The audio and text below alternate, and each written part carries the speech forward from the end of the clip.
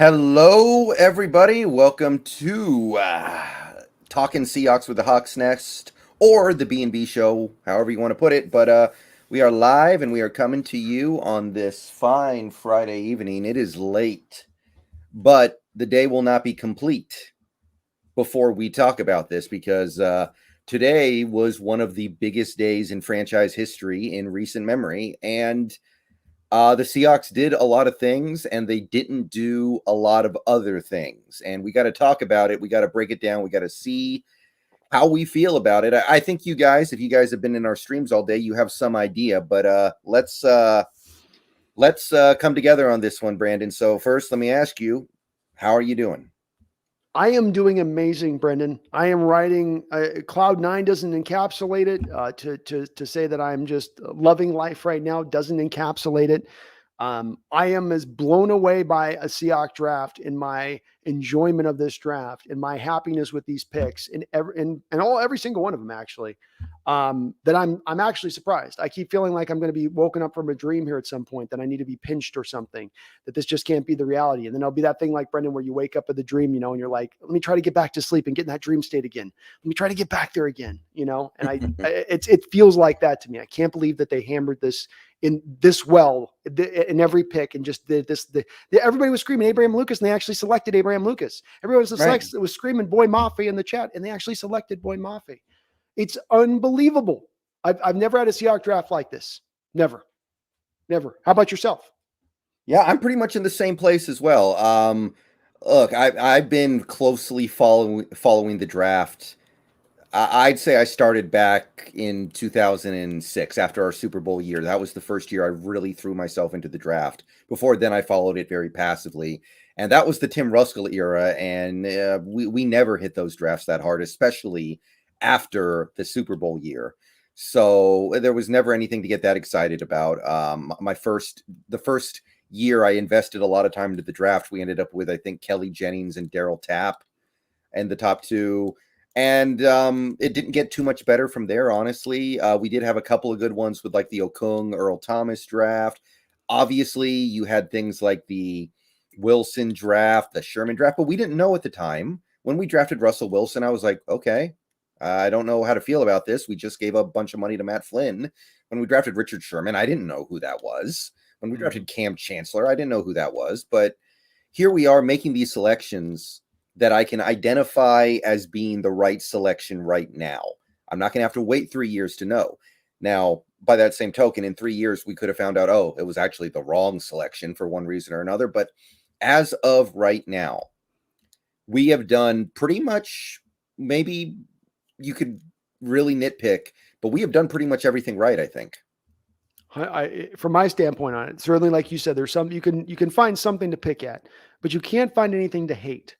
You can't find anything to hate. And the where you're talking about eventually down these lines, these picks might not turn out to be those good picks, or that we come to find out there would have been a better selection there. I don't think there's any red flags in these selections that you should have been considering that. You knew he was a head case. You knew he liked to party. Oh, you knew his ACL had been torn twice over. These guys have clean medical evaluations, a lot of games played, good high floors to where they shouldn't show any sort of real bust rate to you. Maybe they don't turn into stars, but they should at least be very solid NFL football players. And there's no signs in the early parts of drafting this that I think you will look at in retrospect. You might go look in retrospect and say, we should have gone with this other player instead. But at the time, in this moment, it will still remain in retrospect an intelligent decision in the moment. Yeah, absolutely. We talked about this in the last couple streams where it's like there are picks that the Seahawks have made that didn't work out, but at the time it seemed right. Like Aaron Curry, I think that at the time that pick made sense. It didn't work out. There were some things going on there that I don't know if you can really hold it against this team for not seeing coming. Like to a certain extent, I think you just have to say, well, that really didn't work out. But LJ Collier, everybody saw that coming. Everybody knew that was a reach. Everyone knew that he wasn't that good. But with these picks, as we sit here right now, I'm seeing 4 guys with pretty high upside, and I'm seeing, I would say, 3 guys with a very high floor. We'll talk about the one guy who I'm wondering about, but there's a lot to like here. And we actually drafted guys that I scouted. Last year, I spent all that time scouting players, and then I knew who Dwayne Eskridge was, but I didn't scout him at all, and I had no idea who Trey Brown was. Now, not knocking that pick because that looks like that's going to be pretty good, but at least I know who these guys are. At least I can identify what they bring to the table, and that's a relief, right? 100%. And wouldn't you agree that most of the time, and you're looking at it from 2006 closely, that when you're looking at players with upside, high upside, you're usually having to sacrifice the floor to do so. And this is one of, and you said it with all the guys. I think it's a key point. These are guys that come in with a high floor and a high ceiling. And you're getting both of those components, which makes it so much of an unusual type of picks. You usually have to make your play one way or another. And I love that, on top of being guys that we know, that we've looked at, we've seen a lot of tape on. Okay, so let's go pick by pick here because we should dive into these specifically rather than talking just generally. So we didn't trade up. There was a lot of buzz that we were going to trade up to get a quarterback. There was a lot of buzz we were going to get up to like 35, make sure Atlanta can't snipe him or something like that. Didn't happen. No trades today, by the way, which it's definitely different. I think I'm going to maintain what I said yesterday. The value for trading back this year is not there. Teams are not willing to part with what they're usually willing to part with to trade up. So you're not seeing the Seahawks do that, mostly, I think, because of that. So our pick comes up, and we actually take the guy who was number one on my desirability scale at that time. He was literally number one. He wasn't number one on my big board, but he was number one in terms of the guy I actually wanted at that point. Boye Mafe. He's been a guy I've been really into for the last several months. Minnesota guy. Pass rusher, really broke out last year with 7 sacks for the Golden Gophers. I see a very high ceiling with him. And the reason why I say that is because he hasn't been playing football that long. This is a relatively young person in terms of his football life. A lot of people were upset because apparently he's 23 and he's going to turn 24 in November. They're like, this guy's old. I'm sick of taking all these old pass rushers. But I think it's got to be remembered that Boye Mafe has only been playing this position for a few years. So he has upside that a typical 23-year-old would not. Very much so. I would agree with everything you said on that. This isn't your typical one in that realm because he hasn't played much football. It's a couple of guys in this draft like Ajabo and Falele that were in that territory where it's only played a couple of years, which you've got to give a little more room for the projectable ceiling on those guys because of that. And he has that build of it. I forget the exact metrics on this, Brendan, so give me some rope with this.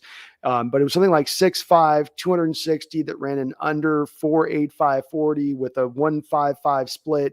There was like 4 guys in this draft that had that. These basic base metrics that are the gold standard metrics for your pass rushers and what you would tend to look for. Also with the length, 33-inch long arms, I think was the other part of that. And so he's one of 4 guys. And the other guys in the draft that had those metrics were a Trayvon Walker, a Hutchinson type. I mean, he was on those type of scale as far as from an athletic build standpoint of things. So you're right about that with the ceiling. It's very rare the type of build that these guys come with. And I had, Brendan, a first round grade on Mafe. I thought for sure the Cardinals with Chandler Jones leaving, this would be a natural guy that you would slide in there to fix over for Chandler Jones. They went a different route, Hollywood Brown route. But it doesn't change the fact that he's got a ton of potential. His custom move that just stands out to me, Brendan, and watching the tape over and over again as a pass rusher, it's his innate skill in this one realm because he's not a fully developed guy with a lot of assembly of pass rush moves. He has a swipe move, comes down right at the point where the lineman's hands and the defensive and offensive lineman hands are going to meet, right? They're going to do their hand fighting wrestling move. Right as that happens, he comes in with a swipe, but then he has this weird ability to almost have a bounce to his step where he times up the hand swipe and the bounce to a step at the same time. So where he not only knocks the lineman's hands away from him, but he gets the rarity of an extra yard space away from that tackle at that point, which then gives him a straight line flattened point to the quarterback. Where normally when the guys do the hand swipe, they got to go to the bend and then they've got the tackle leaning back on them and sometimes able to then push them out the back door of the pocket. So when he's able to get the hand swipe and then the separation to then get straight to the quarterback, he eliminates that tackle's ability to just push him out the back door like that. That's Stone Forsythe's move, right? I call it 86 and him out of the club.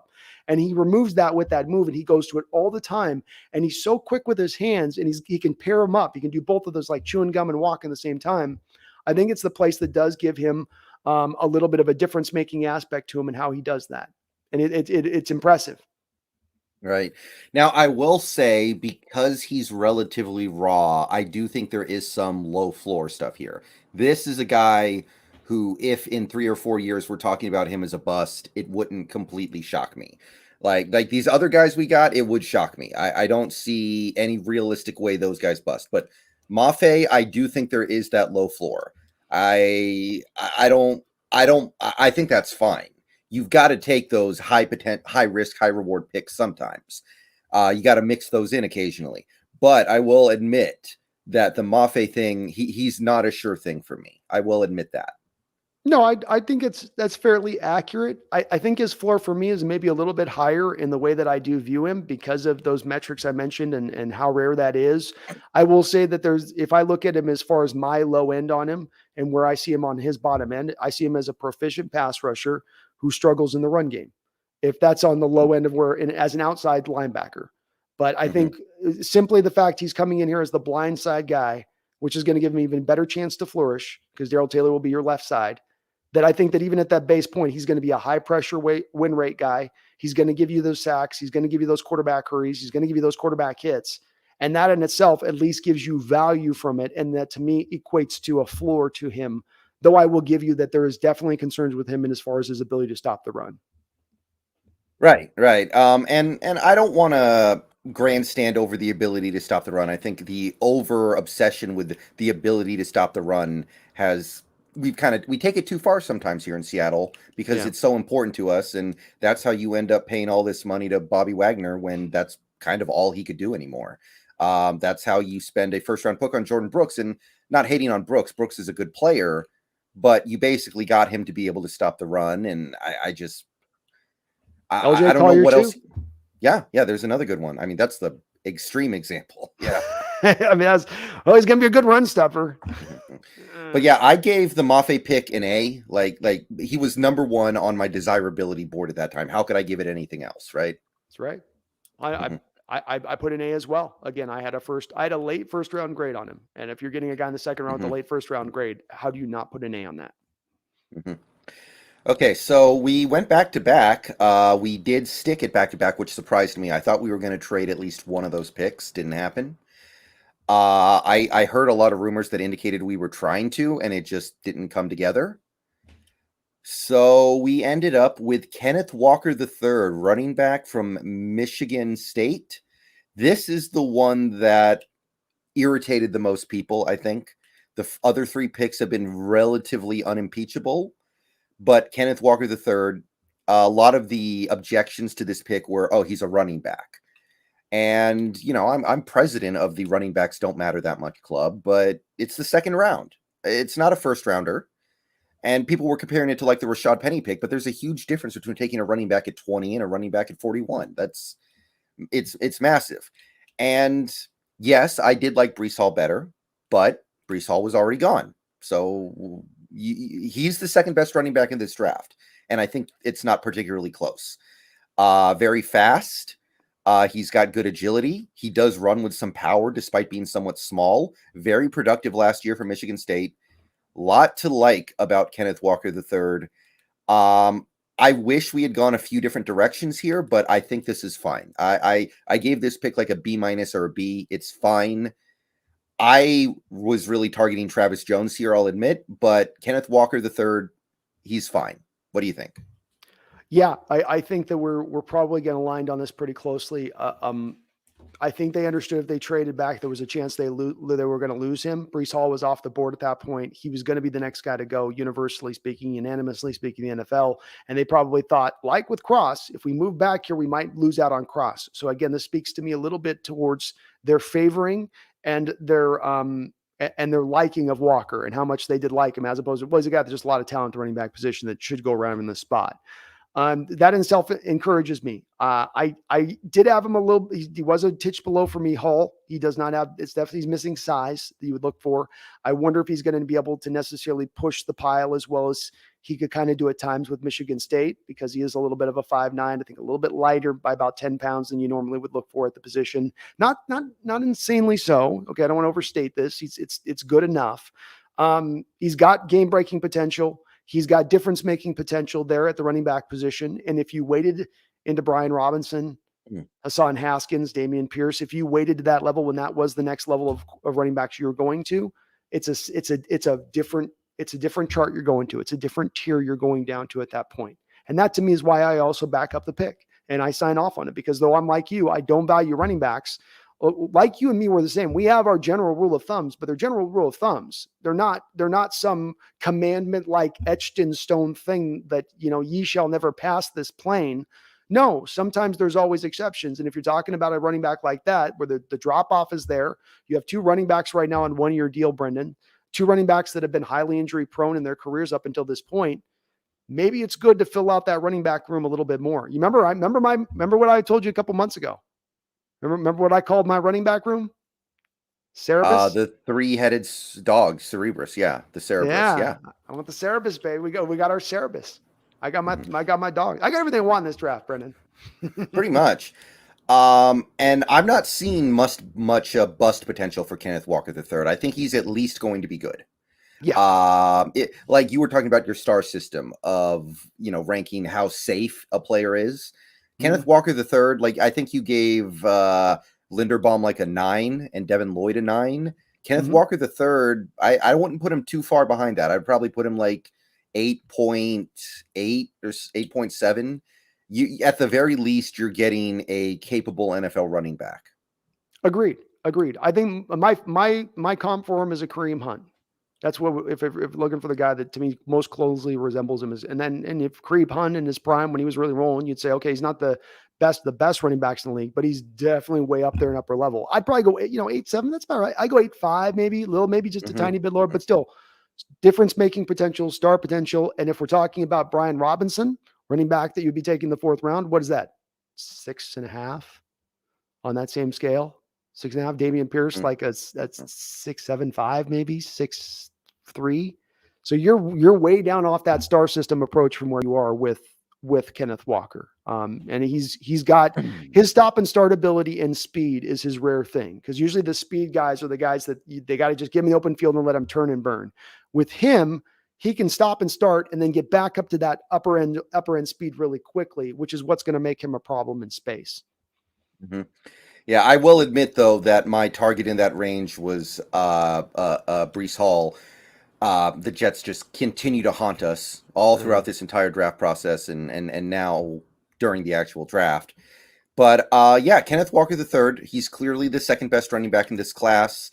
I would have maybe liked to trade back a little bit to get him, but you may have not been able to. We'll never know. He was graded. I actually, in my experience, from what I saw, he was considered the number 1 running back in this draft. I didn't agree with that, but that's where things were going. To me, I saw it as variety. There was a variety of opinions. It was either one or the other. It was either Breece Hall or Kenneth Walker, but there was certainly a very large contingent, if not a majority contingent, that looked at Kenneth Walker and thought that he should have been running back 1 in this draft. Washington Fish Quest, thank you for the $2 super chat. Happy times are here again. Yeah, that's right. Yeah, I'm happy. It's definitely an interesting feeling. I mean, look. So okay, you said that like you're getting a massage and somebody. Okay, so if we don't make the Wilson trade, obviously we don't have number 9, right? Mm-hmm. But we would, and we don't have 40, but we have 41, I think. Mm-hmm. Who do you think we would take at 41, Mafe or Walker III?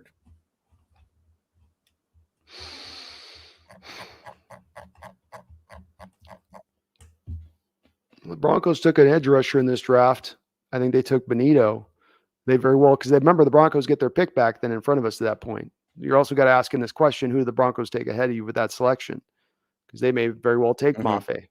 As they did go with Benito. So Mafe's very likely probably off the board, which leaves you with Walker or Benito, let's say, as your other option. They probably go, actually, they do still probably go to their next best edge, because left tackle, Brendan, those were the only 2 positions. I know you got a Chuna Awuza, right? I understand that, but you need more depth. That's where you got those 2 frontline guys, and not a lot of depth behind them as stand-up outside linebackers in this defense, which is desperately in need. So you had to get more depth. You were probably going to reach to your next outside linebacker at that point and move over. So it wouldn't have been Walker. It would have been Bonito or Ebiketie Sam was Williams. gone. Yeah, something like that. All right. So, in a manner of speaking, the start of the Russell Wilson return haul has been a franchise level left tackle and probably Boye Mafe. And then you also have the Noah Fant, and I guess the Shelby Harris thing. That's only going to be a couple years. I don't think there's a ton of value there, but we're off to a pretty good start in terms of recouping value for that trade. I mean, imagine if we had and really ended up with Trevor Penning as the crown jewel of our Russell Wilson trade haul. Yeah. I mean, we've said this as well. This draft's a double dipper. Not only is it about the players you got, which are amazing and should get you excited and get you standing up off your chair when they were selected in this draft, but it's about what you avoided. It's about those minefields, the mines that you were able to walk around and tiptoe around. And that's what our Seahawks were able to do in this draft, is not take any of the bait. And Trevor Penning is the bait. Trevor Penning is the mine in this field. And let that be the Saints' problem to deal with going forward. And you took, like you said, great way to put it. I traded my franchise quarterback. Okay, what'd you get back as a haul? Well, let me tell you what I got back. I'll go through my haul. I begin with a franchise left tackle who's 21 years old. Okay. I don't even have to go further back onto that list, Brendan. I just start from that as my beginning point. And they go, okay, you're starting to get some. That's a good beginning point on your return to value, and you still have a first round pick, an extra second round pick, and the players you mentioned. Still got all that in addition to that. That is a beginning point. Ain't too damn bad.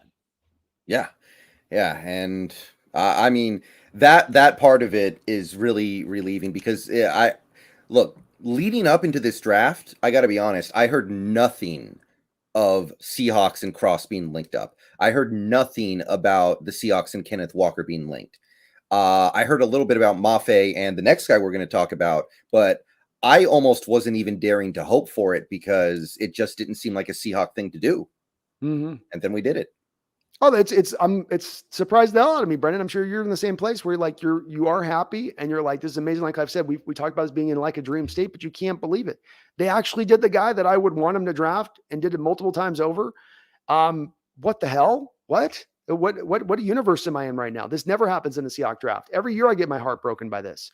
I didn't see the connections with either of those two guys other than Mafe, like you mentioned with Walker. I think with Walker, it's just they looked at it and they took a view of it. And all of those three picks, I think they looked through the same lens. We're getting high floor, high upside to a position of need. And it's so inoften that you're going to be able to knock all of those things out in one approach on a particular draft pick, say nothing of doing it on a multitude of draft picks. And they were able to accomplish that. You have nothing at left tackle. You came out of this with potentially the best left tackle in this draft. You had nothing at right tackle. You just potentially came out of this draft with the best right tackle in this draft, probably the best right tackle in this draft. And now we have more on top of that. I just like, that's to me, just, this is amazing type stuff to me from a franchise to pull that type off. Say nothing of a franchise that struggled so mightily recently in the drafting history. Right. And speaking of that right tackle, let's talk about this one because I'll tell you, you had convinced me this guy was going in the first. Mm-hmm. And I was convinced, like I was completely sure, okay, even if that doesn't happen, he's going in the second, right? Right. Didn't happen. He actually ended up going pretty close to where I thought he was going to go before the combine, which is crazy because he had such a good combine. All right. So with the 72nd pick in the draft, we ended up with right tackle Abraham Lucas out of Washington State. Relatively finished product, really nice pass protector, played in multiple styles of offense, doesn't even have to go too far to show up to the stadium. He could drive there if he wants to. What do you I know you're a big Abraham Lucas guy. What do you got for me? I am the biggest Abraham Lucas guy. Maybe Stan's got me beat by a hair over there, but not by a wide margin. I love this guy. I think I put together I think it was like a 30-minute breakdown on my Seahawks scouting channel a couple months ago on this guy. And I only did a couple of bag reading, but he was a guy that I wanted to get to and look at. Brandon, I don't get it. You're going to maybe have to walk me through, and maybe you've read up on it or whatever. I'm sure you didn't see it on the tape. The guy's gotten his share of not even hate, just dismissiveness by people. Like he doesn't even exist. Like Pullman's not even a thing that happens. They just have more rolling hills. They're not even a college out there, you would think. Because the guy with all of these starts under his belt, a guy who has all the prerequisite size that you would look for, a guy with the mobility that you would hope you could get in a guy that's 6 foot, legitimate 6'6.5" or something, whatever he is. And you mentioned the combine. At that size, at 6'6" size, when there are guys in that combine in the 6'3" range, the 6'2.5", 6'4" range, right? Lighter than him. And he ran the fastest shuttle in the entire combine. On top of other good metrics and marks, the fastest shuttle. He beat out those guys that were smaller than him, lighter than him, that should have been able to execute that drill better. So you have a guy who has the prerequisite size, yet he also has the short area, basically burst that you would not normally get.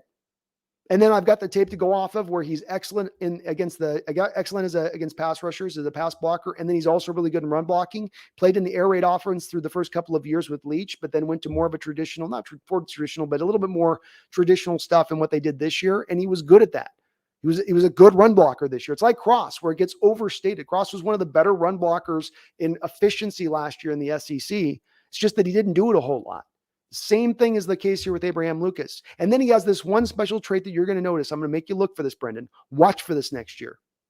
Abraham Lucas is the fastest lineman out of his stance of any of the linemen on the line. He will be the quickest guy off the ball every single time, giving him an extra step, giving him an extra head start when you need him to hit those reach blocks or pull back in space. I am nothing but over the moon in this pick. It's by a decent margin my favorite pick in this draft from a value standpoint and the player you're getting here. Both of Boye, Mafe, and Lucas, I would add a late first round grade on both those guys, and you got them much later on. That is how you win a draft. That is how you get the appropriate value in the right spots in a draft. That's a hell yes for me, Brendan, in every way, shape, and form. Yeah, that thing you said about the air raid offense, it's true. I've seen some draft analyzers talk about, I think some of them actually gave the Lucas pick like a C- because they said, why does a team that wants to run the ball draft 2 tackles from air raid offenses? And yeah, I mean, Abraham Lucas wasn't even really playing an air raid offense last year. And it's not an evaluation.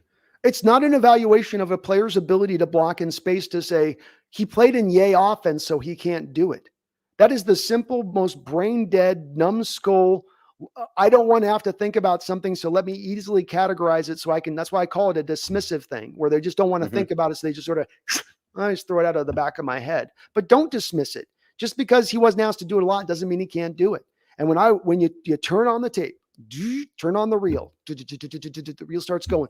He's doing really well in the run blocking game. He does as well as any lineman does in the fundamental aspect of what you would want a lineman to do as he's run blocking, which everything comes up from his hips up to his here and into the power of the length of his arms, as opposed to what you normally see Brendan on tape a lot of times is these guys that are upper level, really strong, and they're trying to do all of this sort of wrestling move stuff to generate their power. He does it from the natural way you would want to do it, where his whole body is working together to generate his power, keeps his feet moving on contact with his blocks. Like Charles Cross, because of their quickness and lateral ability, like that 4-4 shuttle I mentioned with Abraham Lucas, one of the main components in this offense that you have to strive for and attain is to hit your reach blocks. One of the main reasons we failed at times last year is we had linemen who couldn't exactly hit their reach blocks. Dwayne Brown was just too damn old. Brandon Shell was just too damn big. Now you have 2 guys that can hit those reach blocks. And that is the thing where people have to look at this. And I'm going to go a little long on this, Brendan, bear with me. This is where people have to go outside of their normal range of looking at how they look at run blocking, because we all think of run blocking like mano and mano. This guy and me are going hand to hand. I got to take you a yard off the ball. I got to take you over here because my running back's going to be over my back right shoulder. This offensive scheme is different.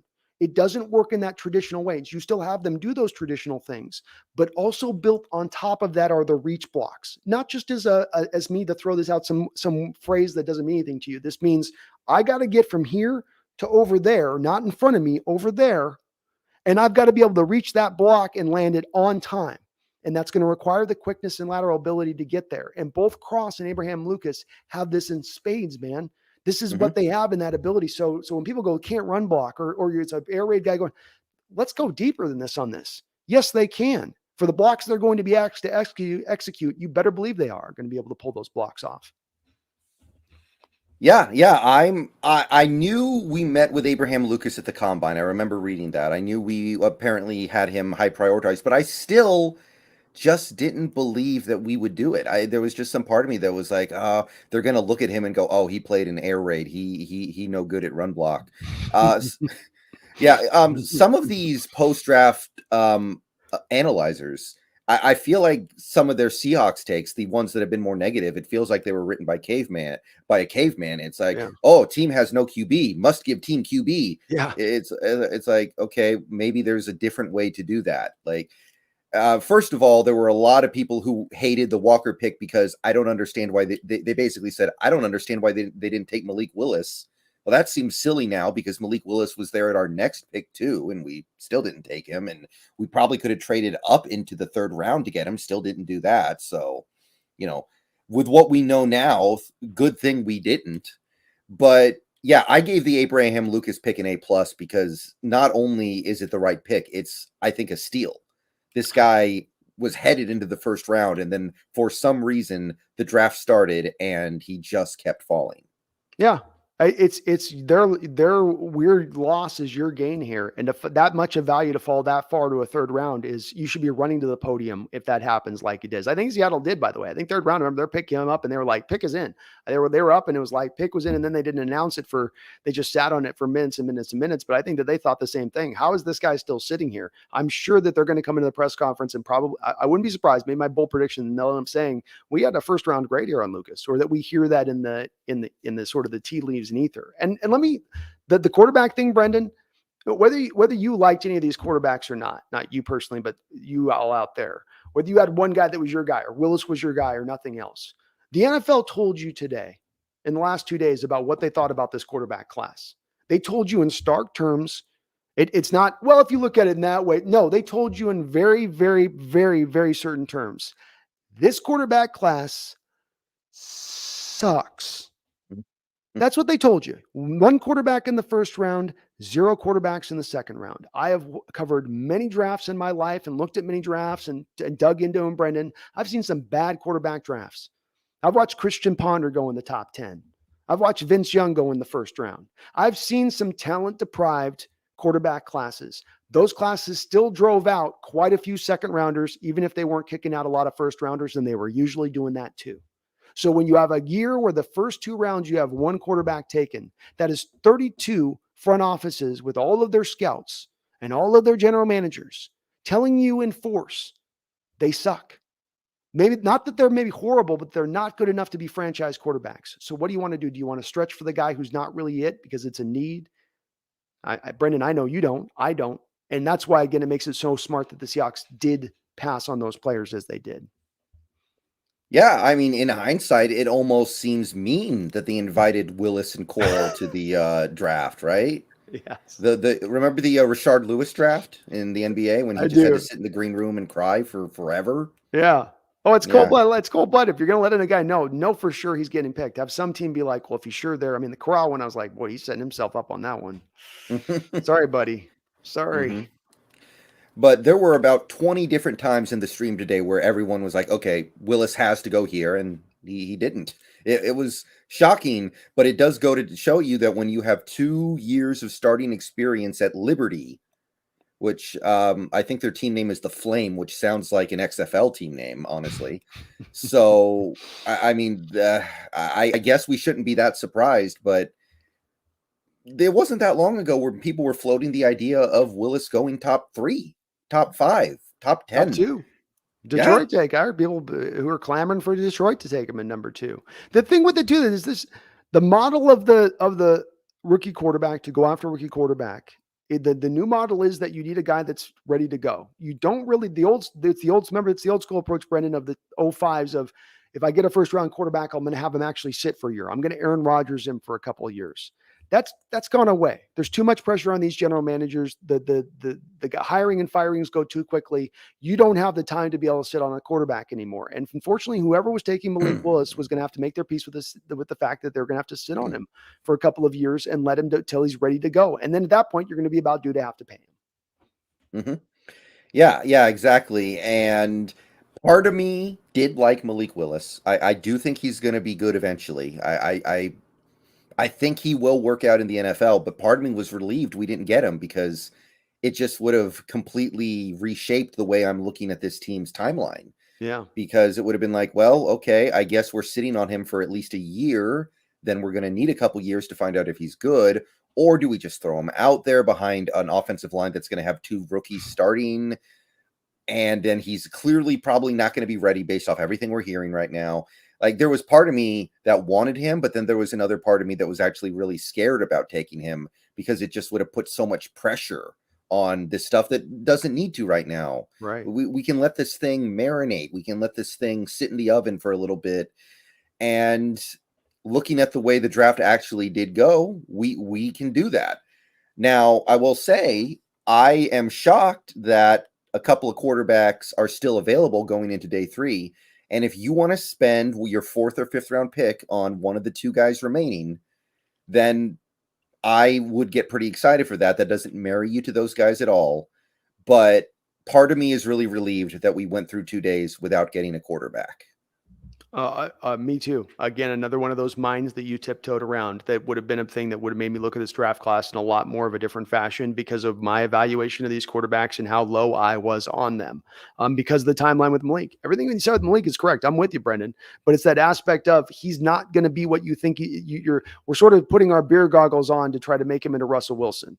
And when Russell Wilson came in 2012, he threw for 73% completion rate at Wisconsin in his final year. He showed upper level decision making. He played against much tougher competition. This was not a Russell Wilson situation with Malik Willis. He's in a much rougher state. But I agree with you. His potential and where he could go as a player is there. He might attain it. I just don't want to be the team to have to bake that cake.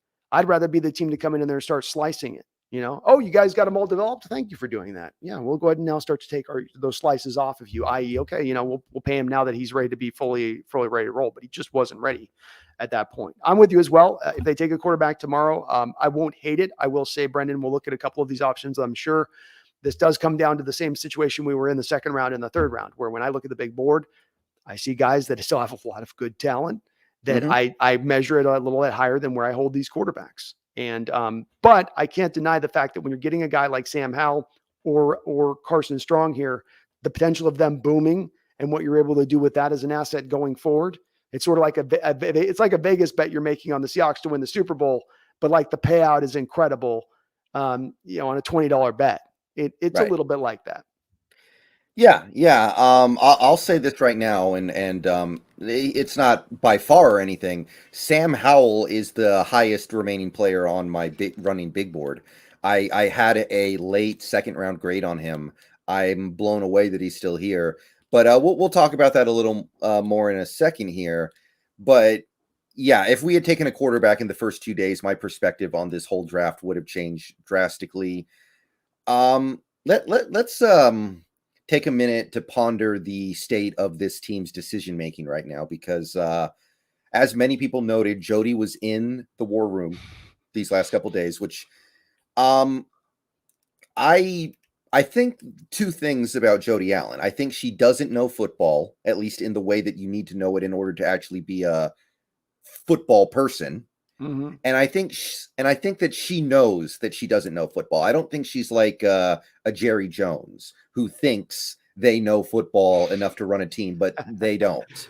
Yeah. So to have her in there was a little interesting. And then you have some people feel like Pete was a little, I don't know, a little more dour than usual. Yeah. Some people think that maybe John's taken some control here. We did take 3 offensive players in the first 4 picks. Now, the Kenneth Walker pick probably has Pete Carroll's fingerprints all over him, but the Cross and Lucas picks really don't. So where do you think this front office stands right now? I think some of you mentioned in my chat, it was like Jody was the mother between the two kids. And I think that is telling. I don't remember Brendan, her being there last year. Do you? I don't think she was. No. And so I do think it's telling that she was in the room. I think that there's very much a part of this where she could be doing some retcon or some reconnaissance here a little bit. And if a future decision comes down the line, one of the things that we talked about this offseason and through this year, me and you, about, do we get rid of Carroll? Should we get rid of Carroll? Is it Schneider too if you get rid of Carroll? Do you give Schneider a pass because Carroll's been in charge? But part of within that was, how does this dynamic work? Who's been in charge? Who's been the one getting these mistakes wrong? Is it all one guy? Is it the majority to one guy? Is it some Schneider, some Carroll? Is it a little bit of both? Is it more maybe Carroll? I think, I'm not going to speak for you on this, but I think both of the way we both leaned on this was to believe with Carroll being vice president, probably the majority of some of these misses we're seeing and looking at could be probably pointed back to him. So it does appear that maybe a little bit of that power got pulled from his grip and John's taken a little bit of it back. And I think the evidence of this, to your point, is not just the three offensive players, but also that in the last 10 years, anytime you've looked at any of offensive linemen as a prospect to draft, any single one of them, the first and foremost skill set you look for is how are they as a run blocker? And you took two linemen in the top 3 rounds whose first and foremost skill set is as a pass blocker, as a tackle. That alone to me, I found to be very high because they were as extreme in this realm, Brendan, as they were for a time about having cornerbacks who were 6 feet tall with 32-inch arms. They were really, really hardcore about it. So to leave that makes me think something different has occurred. Somebody else is maybe calling a few of these shots. Right. And I guess the question is, who is it? Is it Desai? No, he's more of a defensive guy, and we're making all these offensive picks. Is it Waldron and Dickerson? Maybe. I absolutely think that Waldron and Dickerson are thrilled with the Cross and Lucas picks. Better believe it. They just got 2 guys that have all of the size of the Whitworth and the other big tackle they've had there during their time, but now they've also got plus movers with those same size components that they're looking for. That to me is they're doing high fives probably constantly all night right now, Brendan. And yeah, you're right. Waldron have to have had some say. Dickerson definitely had some say. The ability of both of these 2 guys, and I know I'm harping on it, but their hitting of the reach block stuff, that's going to open up the run game to get you the numbers that you need to one side of the field to make that reach block stuff work at its best. And that alone would be Dickerson and Waldron pushing and driving for that, because that's not what you've had in the lineman up until this point. That's where we were really struggling last year against especially the teams that had the elite talent on the defensive line. Yeah. So I don't know. Maybe this is John. Maybe it's been Pete this whole time, and now John's taking some of the control over here. Maybe John's behind the Cross and Lucas picks. I don't know. This doesn't really feel like a Carroll draft. It feels like Carroll. Maybe he was behind the Kenneth Walker thing. Maybe after Breece Hall, when he was like, I need to get a running back here, because I don't know if you've heard, but we're hearing Carson. It doesn't look good. Yeah. Well, there's too many things that make sense. Number one, let's just remove the fact he had fusion surgery this offseason, which is that's scary to me in itself. I have an NFL player with fusion in his spine, in his neck. That is concerning. You save $3.5 million by moving off from him, and there's other injury concerns you have with this guy that go beyond just his neck. He has lower leg injuries, broken legs. There's no certainty there. So, you have to me, there's just too many reasons here that add up to why it makes sense to move off from him. $3.5 million is a lot of money to save. Washington Fish Quest, thank you for the $2 super chat once again. Thank you both for your great coverage. Killer bees. We try. We do our best. We do indeed. Thank you, man. Okay. Oh, did he disappear? She disappeared on me. She's being feisty right now. Like all day. Hold on. All right. Okay, so anyway, I would give this day 2 of the draft. I would probably give it an A. Maybe you could have at the end of the day, there was a little bit of a run on linebackers that kind of hurt me a little bit. You had the back-to-back Tyndall and Chenal. No, I would not have hated trading up to snipe one of those guys, or Dean, because he was free falling. And he's a guy who is free falling because he's not going to be able to play very much as a rookie because of that injury. We don't really care about that. That's fine by me. I'm cool with that. I think there's some worry too about him as far as his long-term healing from that injury, because he also declined having surgery. Oh, really? Okay. That's interesting. I don't really know what to make of that. That's a little odd. But other than that, I think the day went about as well as it could have gone. We have guys that I have been scouting and have had my eye on for a long time. So at this point, there's really not a whole lot they can do on day 3 to ruin it, right? Like there's nothing they can do that is going to make us throw something across the room. It's round 4. Yeah. But let's talk about the things that could really put this over the top, really just finish things off in a beautiful way here. So we're headed into, I think, pick 106 is leading off tomorrow. We are picking 4th on day 3. Got 2 5th-round picks and then the 7th round pick. and then UDFA. And I do have my eye on a few UDFAs, but who are you looking at with this 4th round pick? Who's tops on your big board? I'm definitely I couldn't look it up for sure to see if Damon Clark's off the board. I think he's off the board. He's not. All right. So definitely Damon Clark sits up there for me, along with Perry and Winfrey. At the defensive tackle position is two guys that are at least on the defensive side of the ball those are like guys I had 2nd round grades on. Brendan Smith, I had a 3rd round grade. He's another linebacker in there, but those two guys, at least on the defensive side of the ball, are the ones that stand out to me. Offense, it's a little more lean to me, where you look to more of the interior offensive line, Alex Lindstrom, Zach Tom, those guys in there. Really, when I look to the rest of the offense, there's not a receiver that jumps out to me. I think there's been too much of a run on receivers. We don't need tight end. Running backs out now, obviously. And the guard situation, there's not an exciting enough one there. So this really does come to I would almost guarantee you, Brendan, that this first pick is going to be defense. It's going to be defense. One of those guys I mentioned, Nick Cross, the guy they met with, is another possibility here. One of the top safeties left on the board. I think Cross went. Didn't Cross go? Did he go? Nick Cross? That name sounds very familiar to me. He might have. I was getting so distracted in my jubilation for Abraham Lucas that I almost completely ignored the draft as I was going for the rest. It's Hoof. Thank you for the $2. Ideal Day 3. Thanks for daily content, by the way. Thank you for the support, Hoof. And we'll be talking about an Ideal Day 3 in this next segment, I believe. You're right. I think we are both in unison on Perrion Winfrey. I'll say that right now because he's 2nd on my big board right now. And Nolan R. Vance, thank you for the $20. Thank you both for your insights and efforts. And thank you for your support, Nolan R. Vance. It's always appreciated. Thank you, man. All right. So, my big board goes Howell, but I have reservations about taking a quarterback in this draft, which we've already discussed at length. It's just as a value proposition. Howell's my number 1. Then I have Winfrey, but let's talk about Winfrey for a second. Okay. Do you feel like what will he do in a 3-4 defense? I got the impression that he was like a 4-3 guy. What do you think? Well, he's a guy he's a 1 tech size who should be playing 3 tech.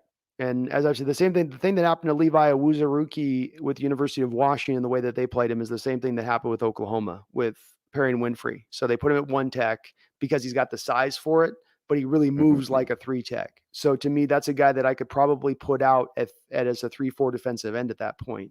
That's the type of size that would be the size build guy of a guy you want a 3-4. And I think that he could fit out as a 3-4 guy. He's just he's a play wrecker. He's a little bit like Josh Pascal was, where they're just guys that kind of just mess plays up. You got to look out them outside of the context of, or are they a pass rusher or they run stuffer? They're just a guy that's going to muck a lot of plays up with their penetration and some of their quickness and length and just being a problem with size, that whole combination that comes together. I do think it would be a little bit more of leaning towards as well, you playing some looks within the 4-3 and sliding him back in as a 3 tech in that. But the nice thing with him is he gives you some versatility there. He can do some 1 tech stuff. He can do some 3 tech stuff. I think he can do some 3-4 defensive end stuff. And I think he's pretty talented as a player in addition to all that. So for me, that's where really the value goes there is it's just with that 2nd round grade, there's only a couple guys I have left with 2nd round grade left on the board. And he's it. And that's a value pick. That's a best player available pick versus, well, how are we going to fit him in? It's you just looking versus on let's pick from best player available on the board. And that seems to be a little bit of how they've let this board drive them so far, Brendan, is grabbing just who they look as the best guy. Yeah, I think that BPA at our pick may be being Falele, but we obviously can't take him. Somehow he's still there. Yeah.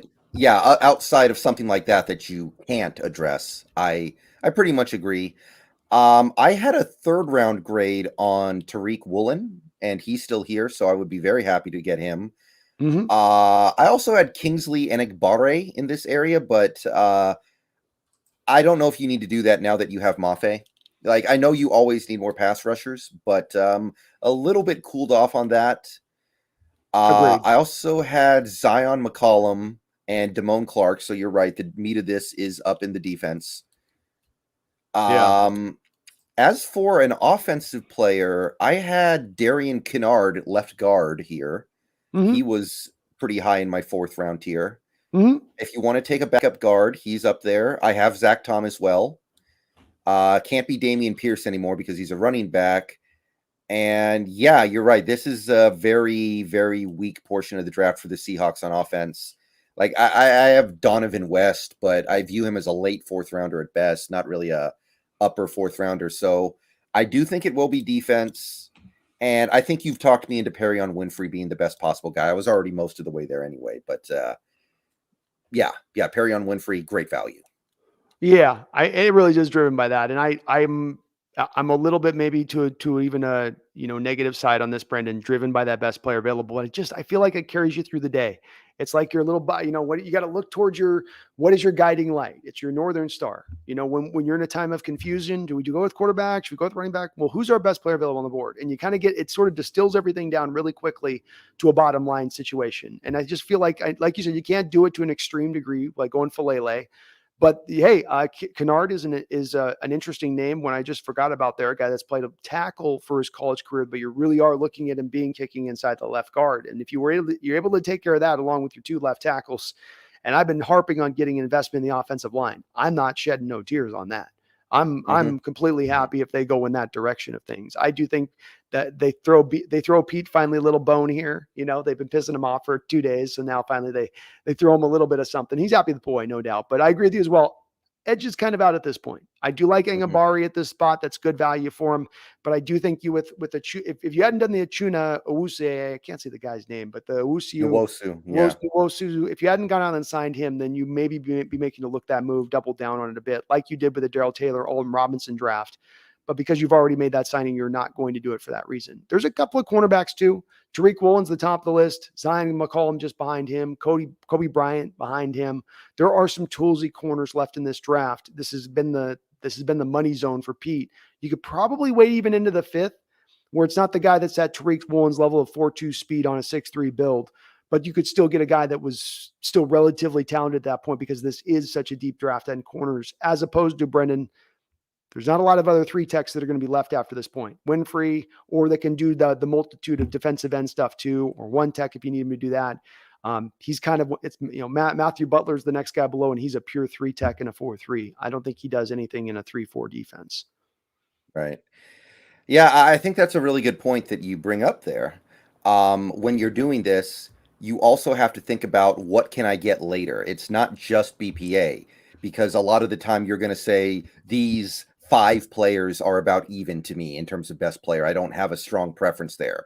So you look at a guy like a Tariq Woolen in the 4th, and you're like, yeah, but I could get a guy. Am I really that upset if instead of Woolen in the 4th, I get McCollum or Mario Goodrich or a Caleb Evans in the 5th? It's not that bad. No. I think it would be a little bit of a drop off, but I think that's totally fine. Let's see here. What else? Like Sam Howell. Would I rather get Sam Howell in the 4th or Carson Strong in the 5th? I think I might rather get Strong in the 5th if it comes to that. But Perion Winfrey, who can we get later in this draft that makes you not so sad about not getting Perion Winfrey? It would be like Matthew Butler, I guess, but I think there's a big difference between those two players. Yeah, you're not getting the positional flexibility of Perion Winfrey with Butler. He's a purified fit in another realm. To your point on this, the rest of the defensive tackles in this draft, from Neil Farrell to Matt Henningsen to Taylor Humphrey. I mean, maybe Thomas Booker down for me in the 6th round. I know you like Thomas, but like you're going to a huge drop at that point versus pulling on Perion now.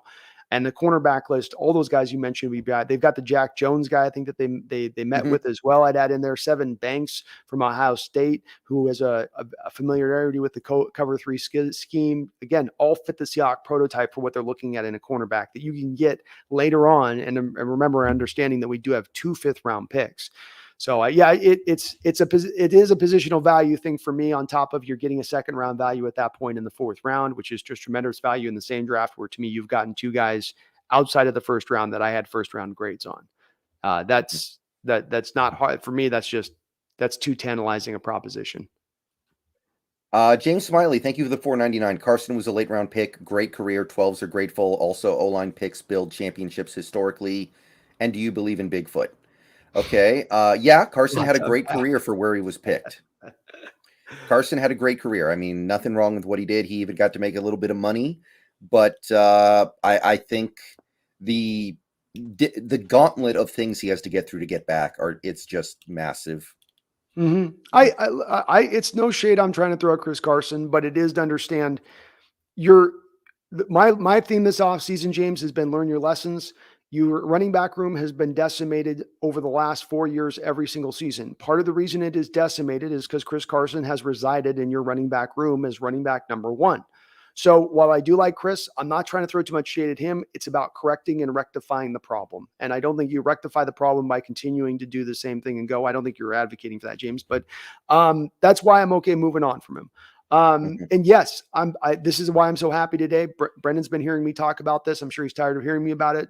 Get the offensive line built the offensive line first before you get the quarterback. Get that before anything else on your football team. And you will reap the fruits of that by so much more versus going for other positions that don't have that same effect. The offensive line makes the receivers better, the running back better, the quarterback better.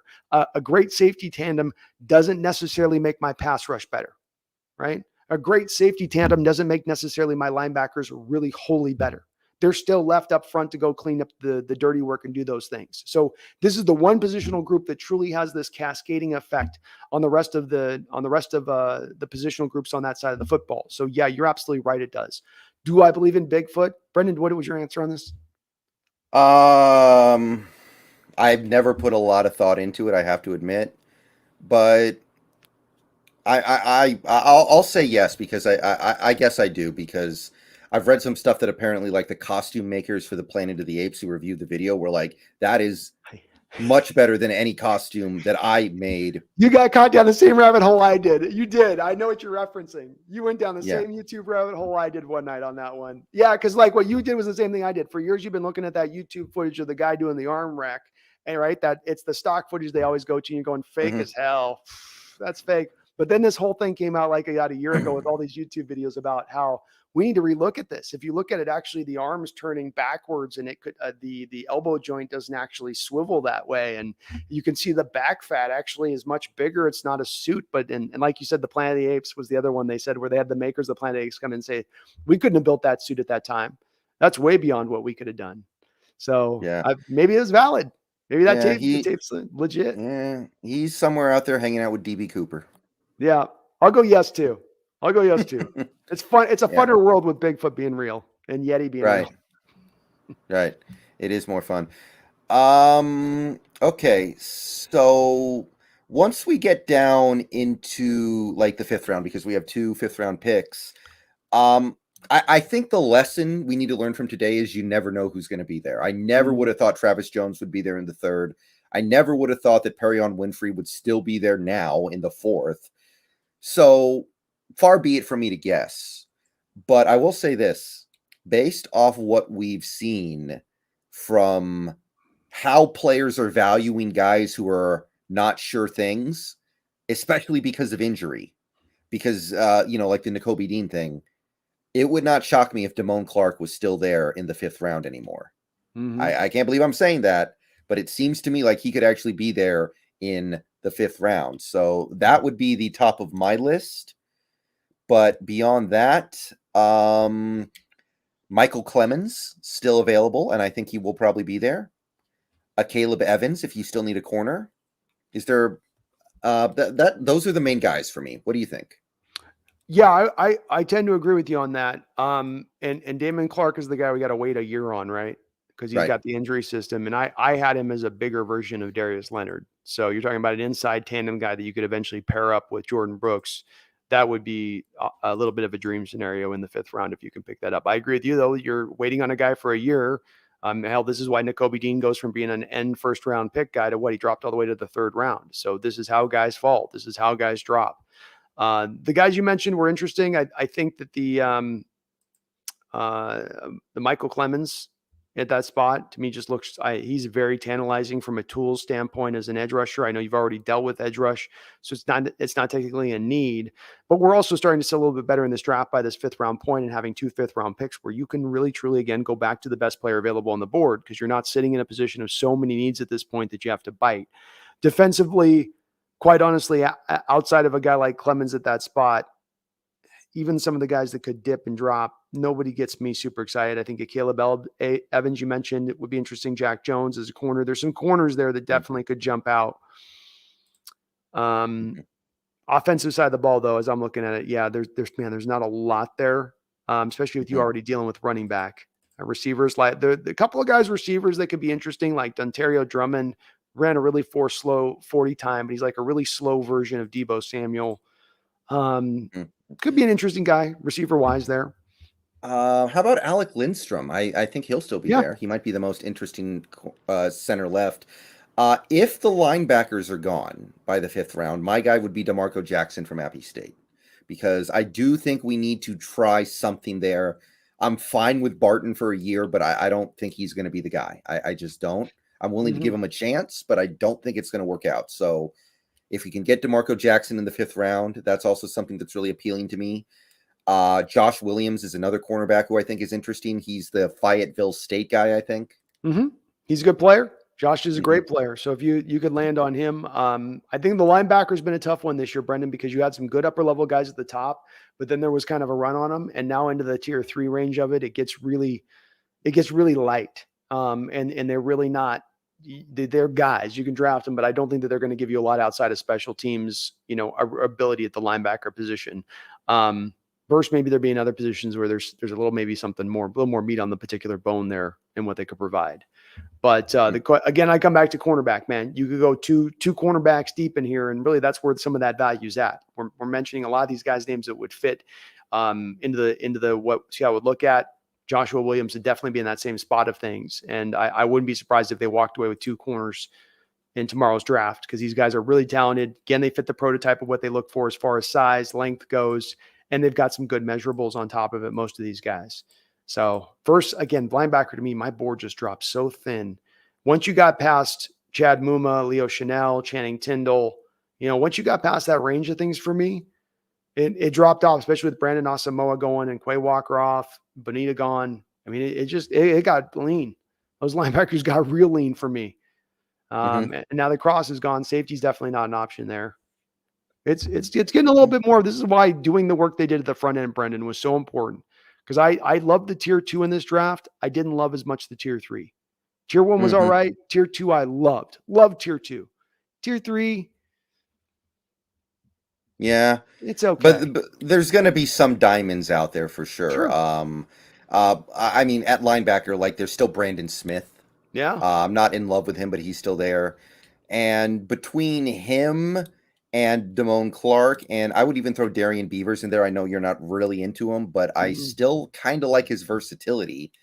I feel like if you want to address linebacker in the fourth and maybe even the fifth, you should be able to. Well, I'd say if you And don't, you're going to look at a drop off in the 6th or 7th. So you could touch corner 6th or 7th. You're not touching linebacker, potential starter 6th or 7th, even if you are giving it there in the 4th. Mhm. And as for the seventh round, my number one guy is still Matt Henningsen, but we have no idea who's going to be available there. For all we know, Carson Strong is going to go to the seventh round. Like these QBs are in a free fall. Who knows? But Yeah. yeah, seventh round realistic option right now. I still like Matt Henningsen, and yeah, I think we can paint a very pretty day 3 if we just stick to the plan. Stick to the plan. Do what you've been doing so far that's been so successful. Don't overthink it. So if you got to stay in the pocket for your pick, stay in the pocket for your pick. Take the best Mhm. player available on the board and roll. And if I think they stay in that mantra like point, that's what's going to continue to breed out the best success of this draft, because I think it has so far for them. Yeah, they've hit needs, Brendan, but they've hit the needs that have also been the best player available on the board at those picks too. It's been a double. That's the best part of this, is like the 2 birds with 1 stone on each of these picks. Mhm. All right. Real quick here, just to kind of start to wrap things up here. Let's take a look within the division real quick. Look at what some of our rivals did. Hell yeah. So let's start with the Cardinals, because I didn't really look at the tight ends this draft because I had very little interest in it. So Trey McBride, number 55 overall to the Cardinals, with Zach Ertz and Max Williams already in place there. Can you explain this one to me? Is Max Williams still there? I thought he was a free I agent. I think Max Williams. I think they re-signed him. They re-signed Zach Ertz. Yeah, I know they re-signed Zach Okay, Ertz. they got them both. Well, I can't. If they got, I thought they had him out. So it makes no sense to me. That's what I'm kind of getting at. If they had re-signed Williams, then it really doesn't make any sense to me. Um, Now Williams is coming off the major, torn ACL. McBride was looked at as maybe the safest tight end in this class. It's a miserable tight end class. I mean, it's Hmm. god awful, Brendan. You know this. He's the one true inline guy that can do everything you need a tight end to do. So you don't just look at him like some of these guys like Jelani Woods and they're like, oh, he's just a pass catcher. He's just a high point guy, like one of these other tight ends here. I think is going to be going here soon too. His name. Let me get his name up here. Isaiah Likely. He's like a Hmm. high point catch point guy, but he's not a blocker. This guy's going to be able to be a do it all kind of guy for you in that realm. But at the same point in time, not particularly sudden, not particularly fast. He's going to win with technique. He's going to win with leverage as far as a pass catcher goes. He's a good contested catch guy. He's a guy that you can have people hanging off him and still make the catch. But again, from a tight end position, just not terribly exciting as far as tools go for me. Hmm. And then they double dipped on edge rushers with Cameron Thomas and Majai Sanders. Now, I knew a little bit about Majai Sanders. That seemed like pretty good value there, but Cameron Thomas struck me as a little bit of a reach. Do you have any thoughts there? People were mentioning a lot about Cameron Thomas being a fit for us, and I just couldn't quite get sold on it. He was a little bit too much of a tweener guy. I didn't know if he was going to really fit as a 3-4 defensive end and be heavy enough and be stout enough to anchor down there as a 3-4 Hmm. defensive end. And I didn't think he was quick enough and sudden enough to be a stand-up outside 3-4 linebacker. So I've got really worries with that. He's very athletic. He's able to bounce around in a short area of space really well, which is nice to have as a pass rusher. But what is his position? I agree with you. I liked the Majai Sanders pick just a little bit more. This is a little bit more going for your potential, I guess, with this guy, 6'5", 228, 32, and 8-inch arms. Feel like he's just kind of starting to figure out how to play the position. So I saw some comps with him to like maybe even an Alton Robinson type little bit. He's but not Alton as far as Alton bigger and heavier. This guy's really Hmm. light and lean. But as far as just some things to his game that I like and hand usage and just some general feel for the position in the pass rush. But he is very lean. He's very different from Alton. Alton was literally 270. This guy's like 230 on tape. So he is Hmm. light. He can get swallowed up because of that. But it's good on them to at least finally deal with the pass rush, man. They didn't do it in the first round. They waited all the way to the third round. We'll see if, in that first round point, if they just sat there and got the best guy on the board, they're getting a ridiculously better player than these two guys that they got in the end of the third round.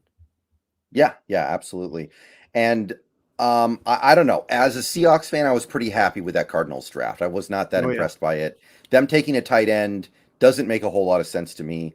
I do think that Hollywood Brown will be good for him, but I don't know if it was good enough for that first round pick to be given up. Yeah, I mean it's to me I'm not a big guy on Hollywood Brown. Again, injury history, light guy. I know he's got the history with Kyler, so they may be having that chemistry they're able to retap into. You have DeAndre Hopkins there, but I still come back to like DeAndre Hopkins is really the most important part of that receiving core. And if he goes down, Hollywood Brown ain't saving jack diddly dandy. And I look at the Cardinals in recent years and I go, well, your problems come from the offensive line. Your problems come from a lack of pass rush. Um, Maybe not the greatest secondary play at times, though not miserable with Buda Baker and Murphy back there.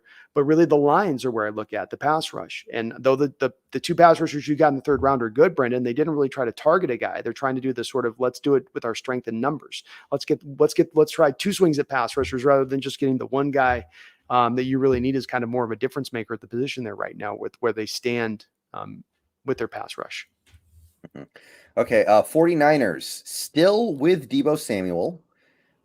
Drake Jackson in the second round, and then 2 third-round picks of Tyrion Davis Price and Danny Gray, two guys I had never heard of until they were picked there. But Mm, I don't know if that's a reflection of them or not. I wasn't huge on Drake Jackson. I viewed him as like a third rounder more than a second rounder. mhm.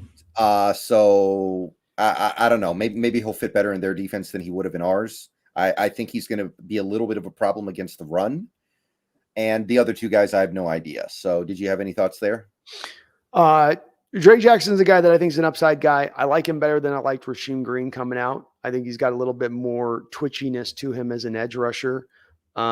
His ghost move is legit. I think that's going to transition to the NFL level really well. It's kind of unique unto him. And I watched him on tape be able to go to it time and time again. So just his feel as a pass rusher, I like a little bit better. I believe San Francisco is still rocking a little bit of that wide nine stuff at times, which will fit well to his game, will help him with some of the deficiencies you speak about in his ability to stop the run.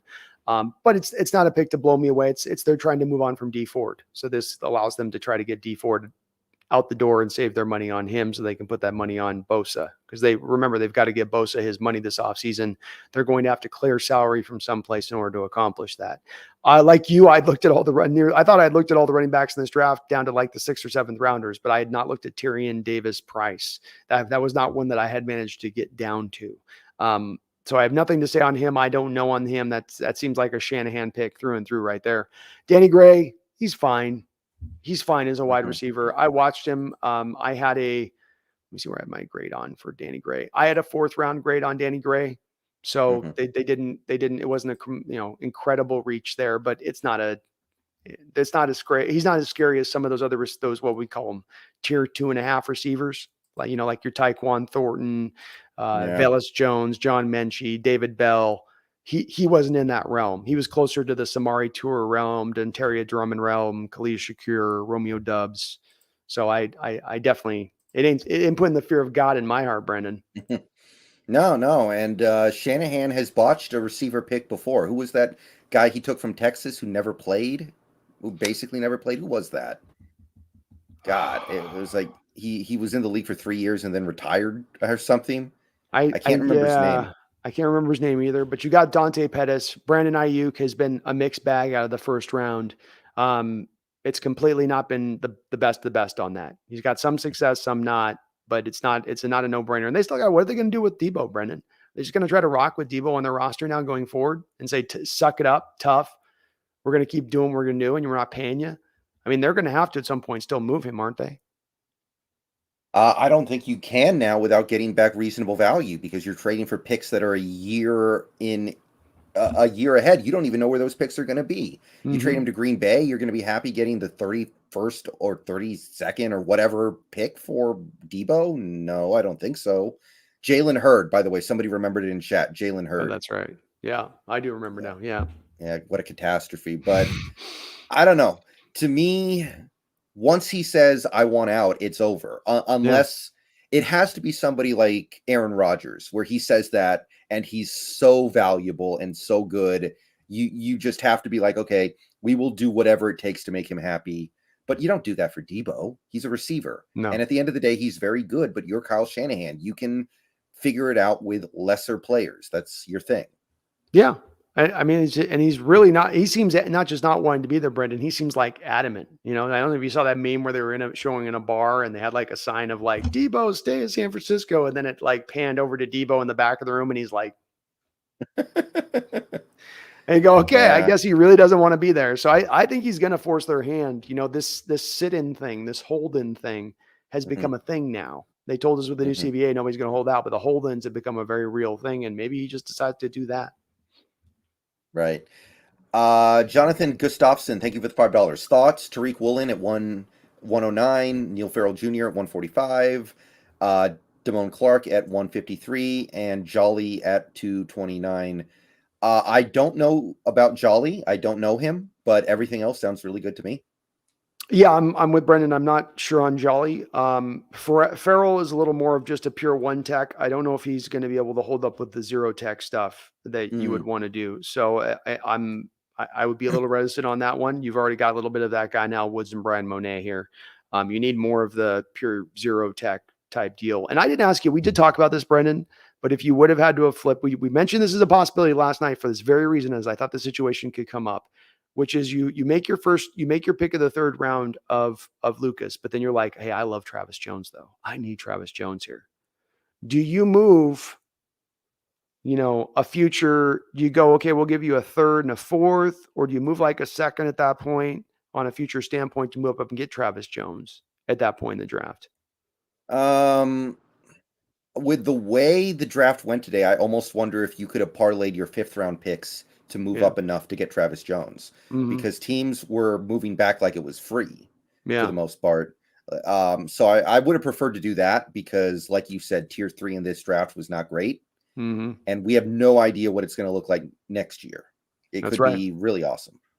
Every year is a different draft in the way that this plays out at all the tiers. It never is Hmm. necessarily the same, year to year. So it was an interesting thing we were turning over, and I don't have a good answer on either. I mean, I probably would say probably no because you did so good in the draft, just letting things lie and not Hmm. getting too crazy with things.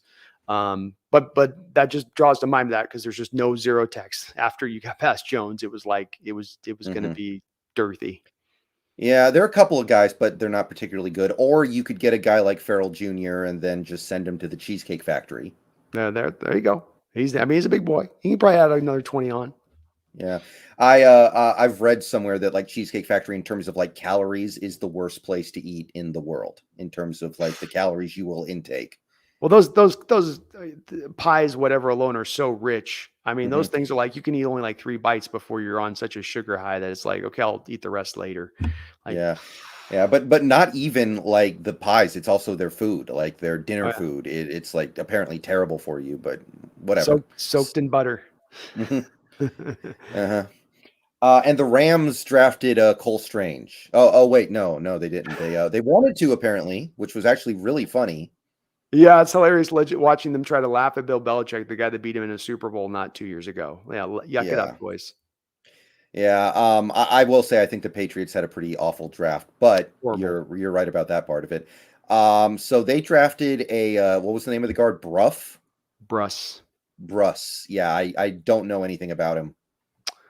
I did scout him. He was like one of my last guys scouted. So that was right about the time that my eyes were starting to go and turn together. 4.3, 4.3, 40, Brendan. So slower than dirt, 31 vert, 112 broad, 7.5, 7.3 cone.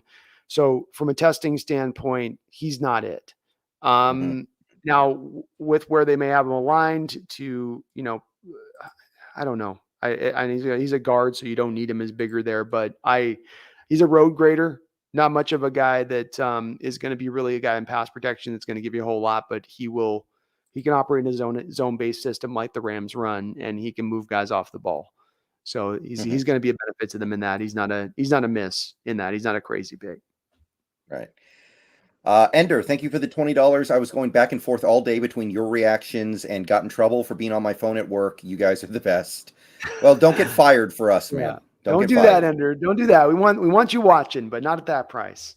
And also, I mean, what's your job? Is it like a heart surgeon? You're watching us while you're trying to perform heart surgery? We really don't want that. Who maybe we're inspiring him. Maybe he's an artist and we're inspiring him through the day or something. Yeah, there you go. I think that is about all there is to say about this second day of the draft. So, Brandon, thank you for your time. Thank you for coming out. My pleasure. My pleasure, man. I'm loving this draft, Brendan. I'm riding cloud nine. I hope you're as happy as I am on this because it's been, I know as a guy covering the Seahawks at times, you've had to cover some tough news here over the last year or cover some tough subject matter that gets people up in their feelings and angry and people with a lot of debate and it gets very heated. This is one day where we all get to kind of celebrate and revel and enjoy this for at least 5 minutes of, wow, we did just something universally right. Yeah, yeah, and you're seeing it from the general public as well. Most people like these picks. Most people think we did the right thing. Not everybody, but there's no such thing as a 100% Yeah. approval rating. It doesn't happen. So, yeah, I am I'm happy and I'm eager to see how we finish it up in day 3, but this draft is already a win. We are playing with house money. Mm-hmm. I'm A plus, Brendan. You said A. I don't give out A pluses. I'm giving out an A plus. I don't care if we can nitpick Walker a little and say, well, that should knock it down to an A. Not for me. It's A plus today for me. A plus. Mm. Yeah, yeah, I think that's probably a pretty overall reasonable assessment for this draft. I don't think they could have done anything all that differently. And we'll see if they can take it home tomorrow in 9.5 hours. And we are picking early, by the way. So if you sleep in a few minutes, you're going to miss it. So don't do that. Don't do that. Tune into Brendan. Tune into me. We're going to guide you through this. We're going to be wiping the crust out of our eyes, trying to get the coffee to kick in, but we're going to be rolling. Hmm. All right, guys. Well, thank you for coming out. We had well over 500 people in here tonight, Woo! which it's one of the highest viewer counts that we've ever had for one of these shows. we will be probably meeting on the Hawks Nest channel, so Brandon's channel Sunday to talk about day 3. That'll give time for the UDFA stuff to process because that's part of it too. Very important part. Hell yeah, it is. So we will probably do this again Sunday, and then it might be chill for a little while outside of the schedule release. So, but we're gonna make it go out with a bang. Oh yeah, we're gonna make this go right. We're gonna get you guys on a high note here as we lead into maybe a little bit of a dead period before we get to the season. So hell yeah. All right, guys. Well, good night, everybody. We've got one more day of the draft, but thank you for being with us. Thank you, Brandon, for coming out. And as always, go Hawks. Go Hawks.